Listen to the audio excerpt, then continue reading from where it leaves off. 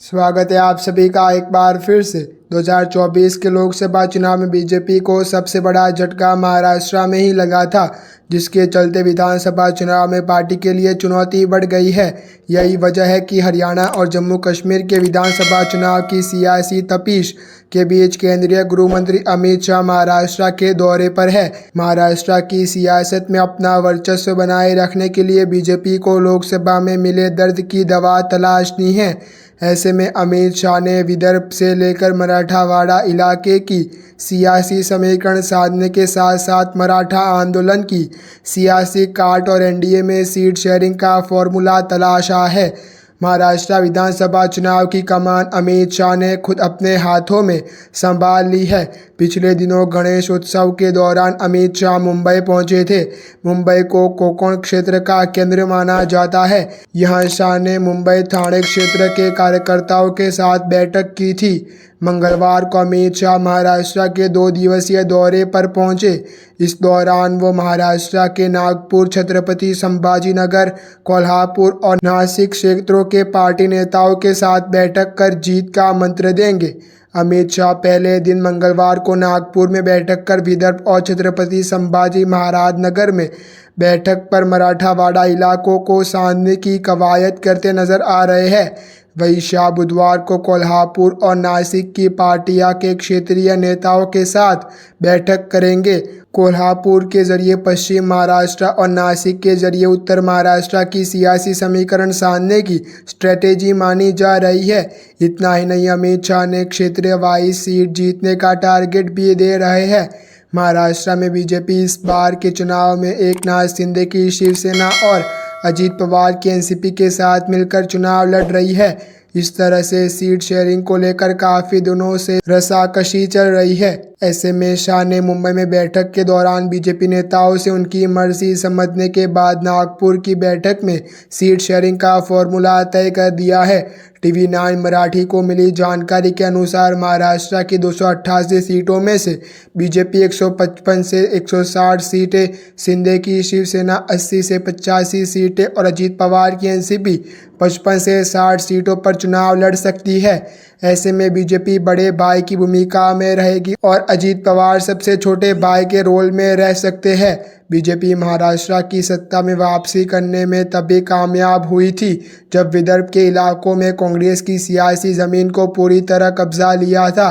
BJP 2014 में विदर्भ की 62 सीटों में से 44 सीटें जीतने में कामयाब रही थी और 2019 में सिर्फ 29 सीटें मिली थी।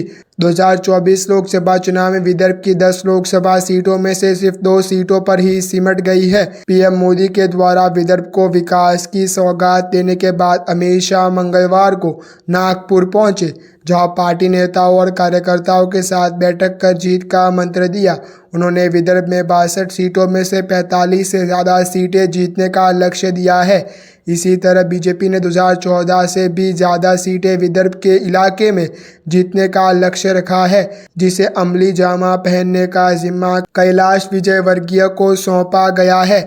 अमित शाह ने छत्रपति संभाजी महाराज नगर में बीजेपी कार्यकर्ताओं के साथ बैठक कर मराठावाड़ा इलाके की सीटों को जीतने का टारगेट तय किया है। अमित शाह ने मराठावाड़ा की 50 में से 30 विधानसभा सीटें जीतने का लक्ष्य फिक्स किया है। इस दौरान बीजेपी कार्यकर्ताओं से कहा, मराठा आंदोलन की चिंता मत करो, उसे महाराष्ट्र सरकार और देवेंद्र फडणवीस देखेंगे। हमारे समय में 3 बार आंदोलन हुए, फिर भी हम जीते। चुनाव जीतने की आदत बनाओ। अमित शाह ने कहा कि मैंने बाघ के मुंह से 3 चुनाव जीते हैं। महाराष्ट्र चुनाव जोश से नहीं बल्कि समझदारी से लड़ना होगा। कार्यकर्ता ही चुनाव जीतने का काम करते हैं, इसके लिए आपको ध्यान देकर काम करना होगा, साथ ही रणनीति भी बनानी होगी। इसके बाद ही जीत है। हमें मराठावाड़ा में 30 सीटें जीने के लक्ष्य को लेकर और यह समझकर काम करना शुरू करना होगा कि आज से चुनाव शुरू हो गया है। इसके लिए उन्हें पार्टी कार्यकर्ताओं को मिशन में जुट जाने का ऐलान भी किया। महाराष्ट्र में बीजेपी को सबसे बड़ा झटका लोकसभा चुनाव में पश्चिम महाराष्ट्र के इलाके में लगा था। अजीत पवार के साथ आने का भी लाभ बीजेपी को नहीं मिल सका है। पश्चिम महाराष्ट्र में शरद पवार ने बीजेपी और अजीत पवार का सफाया कर दिया था। इसके लिए कोल्हापुर में पार्टी नेताओं के साथ बैठक कर शरद पवार की काट तलाशेंगे। इस तरह नासिक में बैठक कर उत्तर प्रदेश के इलाके की सियासी समीकरण को साधने की कवायद करेंगे।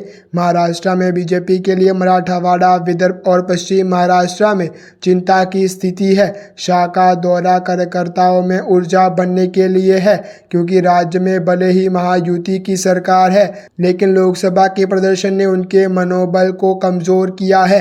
लोकसभा चुनाव के बाद राज्य की रणनीति परिस्थितियां बिल्कुल बदल गई है। अमित शाह अपने दौरे से कार्यकर्ताओं का मनोबल बढ़ाने और चुनावी तैयारियों को जानने और उसके लिहाज से रणनीति बनाने की है। अमित शाह ने नागपुर में पार्टी कार्यकर्ताओं को संबोधित करते हुए राहुल गांधी के द्वारा अमेरिका में आरक्षण के बयान को सियासी हथियार बनाने का मंत्र दिया है। शाह ने अपील की कि क्षेत्र की सभी सहकारी समितियों में जाकर किसानों से मिले और उन्हें मोदी सरकार की किसान कल्याण से जुड़ी सभी योजनाओं से अवगत करवाए। अब बीजेपी राहुल गांधी के बयान को मुद्दा बनाने से नहीं चूकना चाहती है। राज्य में पहले से मराठा, धनगर और ओबीसी आरक्षण का मुद्दा छाया हुआ है।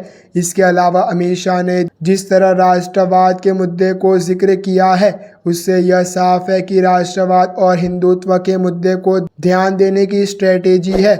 ऐसे ही अच्छे न्यूज़ जानने के लिए आप हमारे YouTube चैनल को सब्सक्राइब करना ना भूलें।